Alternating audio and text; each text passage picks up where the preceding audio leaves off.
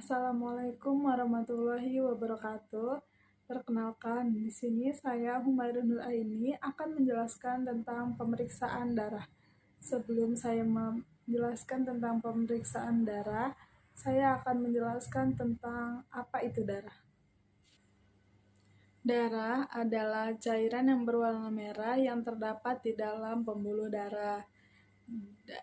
Volume darah pada manusia kurang lebih 7% dari berat badan manusia.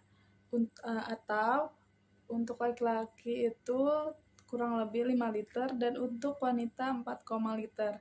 Adapun beberapa fungsi dari darah tersebut yaitu mengangkut oksigen dan menyebarkannya ke seluruh tubuh, mengangkut sari makanan dan menyebarkannya ke seluruh tubuh, dan menjaga pengangkut hasil oksidasi untuk dibuang melalui sistem sekresi, dan menjaga suhu tubuh serta mengatur keseimbangan asam basa tubuh. Nah, sekarang saya akan menjelaskan golongan darah rhesus. Golongan darah rhesus tidak jauh dari golongan darah sistem ABO. Golongan darah rhesus ini juga menggolongkan darah seseorang berdasarkan adanya antigen tertentu dalam darah.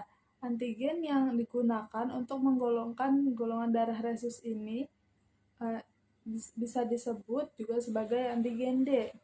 Jadi, jika seseorang memiliki antigen D dalam darahnya, ia termasuk Rh+.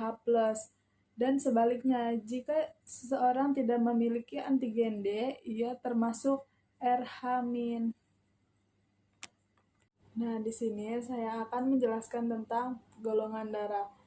Golongan darah adalah ciri khusus dari suatu individu karena adanya perbedaan protein dan karbohidrat pada permukaan sel darah merah. Ada 2 jenis penggolongan darah. Yang terpenting itu ada golongan darah ABO dan rhesus. Golongan darah ABO ditemukannya oleh para ilmuwan dan hasilnya itu menjadi 2 macam reaksi. Yang pertama itu menjadi dasar antigen A dan B. Yang kedua adalah suatu macam tanpa reaksi, yaitu golongan darah bisa dikenal dengan golongan darah O.